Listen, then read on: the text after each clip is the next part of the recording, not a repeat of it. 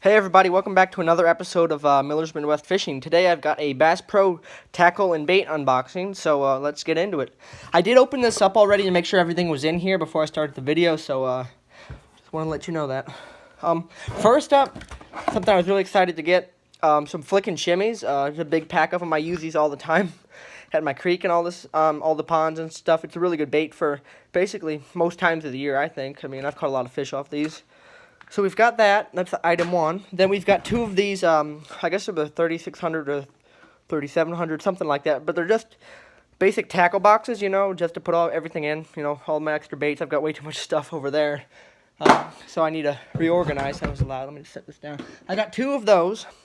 Next, I got a Z-Man chatterbait, 3/8 ounce, and I believe this is a, let me think, watermelon red color with a, you know, you can probably see the shining in it. I guess it's like the little flecks to make it shiny.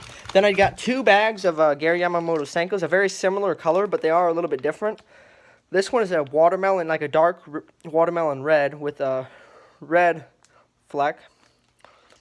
And this one right here is just a like a darker watermelon with a gold fleck. So I love fishing Senkos. There's some really good baits. So I was excited to pick those up and get them to try them out for you guys. Next we have Little Johnson Beetle Spin. These are one of the best baits any time of the year for creeks, really. I mean, especially when you get into spawn for little creeks and small rivers. This works extremely well. I only picked one up. I probably should have got more, but I already had a few, so I just wanted to get an extra one just to try out the green and the larger size. Next, I got a whole lot of worm weights. They're a little bit bigger than I wanted. I misread when I clicked 3/8 ounce, and I meant to put a 1/4 ounce, but I can definitely make these work. Might just have to put on some heavier line on the rods, because that's a lot of weight you're casting out. Next, I have got these VMC Nico hooks, 1/0. They're a little bit bigger than what I wanted. I made a lot of mistakes. Those weights in this I got too big, but I can definitely still use this like a Texas rig style or a maybe even a Carolina rig to put some Senkos or any soft plastic on. Really, they're really good hooks. I've used these before, not the Nico kind, but I've definitely bought offset worm hooks from them, and they've definitely worked and stood up to the wear and tear that you usually do when you're fishing a lot of lakes and all that. Next, I got two Enticer swim jigs. They are 3/8 ounce, just like the Z-Man chatterbait, and they're swim jigs. So I can pair that with a bandito bug or a kraken crawl, any type of like crawl or anything like that will definitely work good on there. For especially when you're fishing deeper water, and sometimes when the it's still getting warmer, so some of the fish are still down pretty deep. So you definitely want to. I use a lot of those when I'm fishing deeper stuff, and they're just good baits to throw. And in general, most times of the year you can catch fish on them. Next, I really stocked up online. I got some P-Line Fluoro Clear 10-pound test with 600 yards. That should probably last me about 2-3 years, but I just wanted to stock up. They had a good price on them, so I thought, why not? Then I also got some more P-Line. This is what I use for my Abu Garcia 15-pound test. I really don't like going any more on fluorocarbon than 15 around here.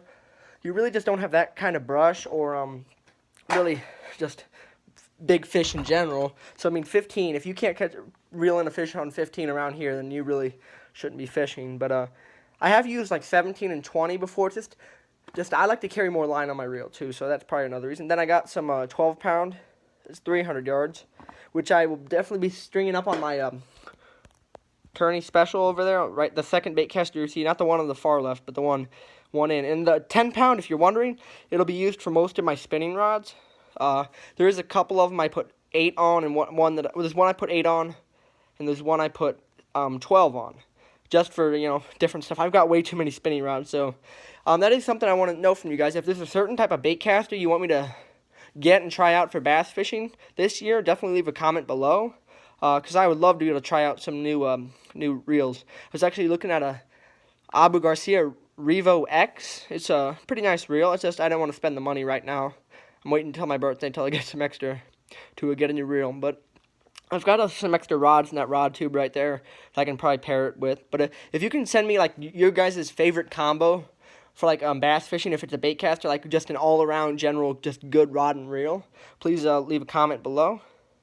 And that's about all for today's unboxing. I might have another package coming in. Oh, I've got another package coming in from Academy. I bought a bunch of Guggen baits again because I'm not really running low, but I really bought a bunch of Bandito bugs because I love those, and I've almost gone through all of mine already for just fishing the last month. But if you guys like this video and you want to see more unboxings, please leave a comment below. Make sure you subscribe, and thank you for watching.